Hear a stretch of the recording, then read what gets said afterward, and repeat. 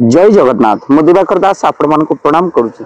देवदेव महादेवंकर अतिशय प्रिय होउची बेलपत्र। आउ एही बेलपत्र शिवं मस्तक रे चढ़ाइले सकल मनोकामना पूर्ण करती देवदेव महादेव।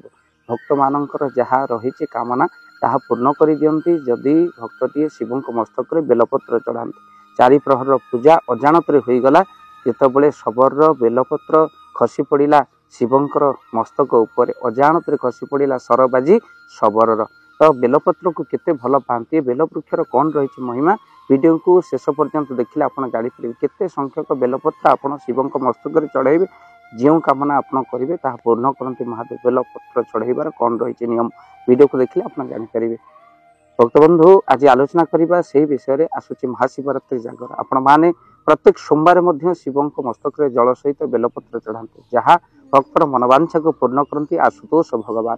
अमृत पी जगतर जे कल्याण करिसंती से होचंती देव, जे विष पी जगतर कल्याण करती से होचंती महादेव। आउ से महादेवंकर चरित्र शुणिले मध्य मनीष अशेष पुण्य अर्जन करे। जेतबेले नारायण लक्ष्मी को कहउचंती हे लक्ष्मी जीवन रे सबुठु बड़ पूजा होची शिवं पूजा। आउ तुम यदि शिव पूजा कर तुमर सकल मनोकामना पूर्ण होगा सहित तुमर मन भितर शांति भरीदेव। माँ लक्ष्मी कहले हे नारायण आपणकर अतिशय प्रिय किए ना मोर प्रिय होती शिव।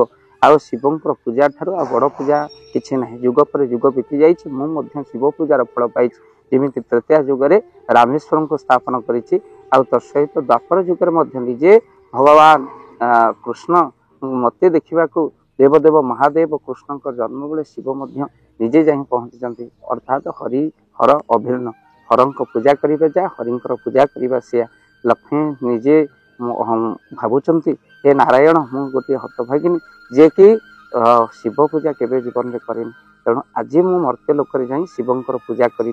लक्ष्मी मर्त्य लोक को आसी शिवंकर पूजा कर 108 पद्म आनी शिवंकर पार्थिव लिंग करी शिवंकर पार्थिव लिंग उपरे 108 चढ़ाऊँच कौन ना पद्म पुष्प। 108 पद्म पुष्प चढ़ेला बेले प्रत्येक पद्म पुष्प को शिवं मस्तक समर्पण पूर्वक ओम नमो शिवाय ये मंत्र पढ़ुंट आउ शिवंकर मस्तक चढ़ाऊँच माँ लक्ष्मी यही पद्म को। ये कि अद्भुत जितेबले 106टी पद्म अच्छी आउ 2टी पद्म नाही आउ यह तो पूजा असंपूर्ण रही 108 पद्म चढ़ाइबार जो नियम विधिपूर्वक मु संकल्प करा भूल हो लक्ष्मी का आखिर लुह पड़ा।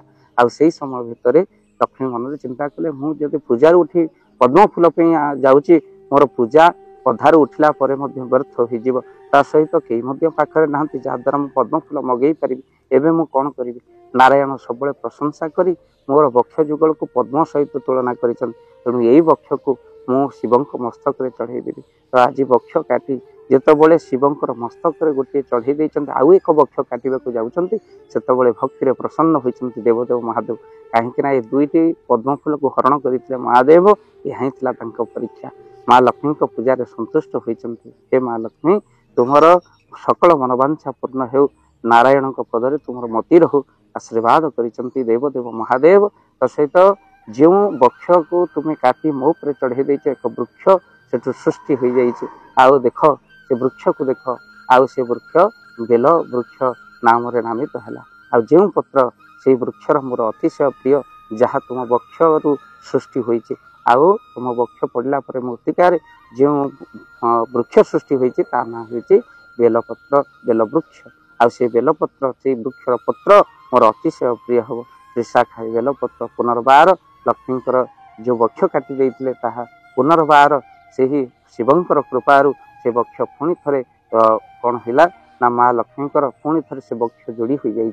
आउ भक्तबंधु जहाँ काटी देइथिले शिवं को निमंते उत्सर्गीकृत कर आउ से वृक्षर माँ लक्ष्मीकर बेलवृक्ष सृष्टि होती आउ से बेलवृक्षर पत्र शिवंकर अतिशय प्रिय होगला बोली देवदेव महादेव आज माँ लक्ष्मी को कहते जीवन में आपण पाखे किसी न था पानी ढाले आ बेलपत्र टी अच्छी माने शिवंकर अतिशय प्रिय आपणकर ये हूँ बेलपत्र।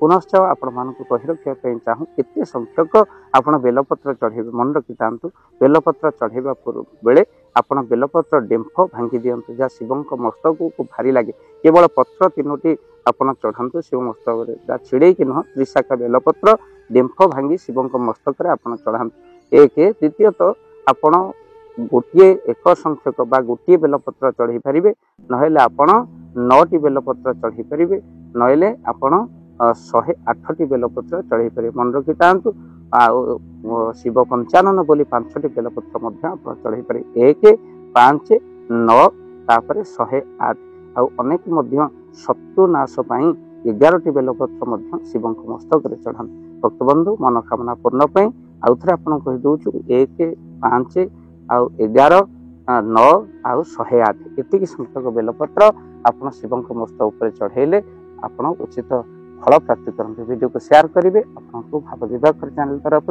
महाशिवरात्रि शुभेच्छा शुभकामना ज्ञापन करुँ। जय जगन्नाथ जय पंच जय जगन्नाथ। धन अर्जन धर्म करी धर्मे प्राप्त नरहरि जदि आपण मानक धन कौन गरीब असहाय रोगी मानक सेवारे लागि परिला जानतु आपणक रोजगार सार्थक हो गला आपणक धनर मध्य बहुत महत्व रहिला। तो आज आपण माने जदि चाहूचंती आपणकर से धन महत कार्य लागू जेमिति कि आमे गोटे आम्बुलांस करिचु जो आम्बुलांस प्रतिदिन किछि असहाय रोगी मानक मेडिकल रे पहुंचाए किछि गरीब अनाथ शिशु मानक मध्य आमे वस्त्र दान करू किछि रोगी मानक पाखरे पहुंचू जो माने बहुत रोगरे पीड़ित से मानक पाखरे आमे किछि अर्थ आ गरीब लोक मानक सहायता प्रदान करू।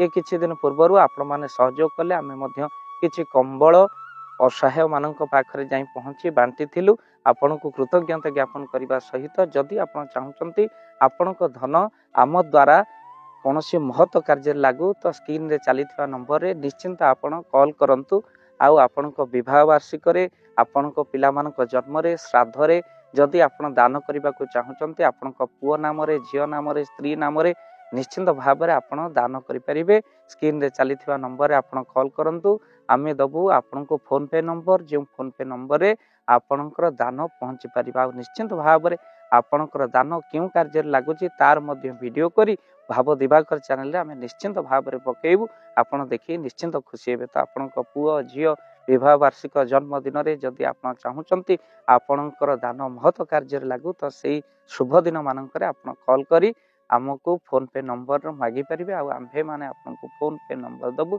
जो नंबर रे आपण सहयोग राशि पठाई पारिबे निश्चिंत भाव में आपणकर धनर सार्थकता है।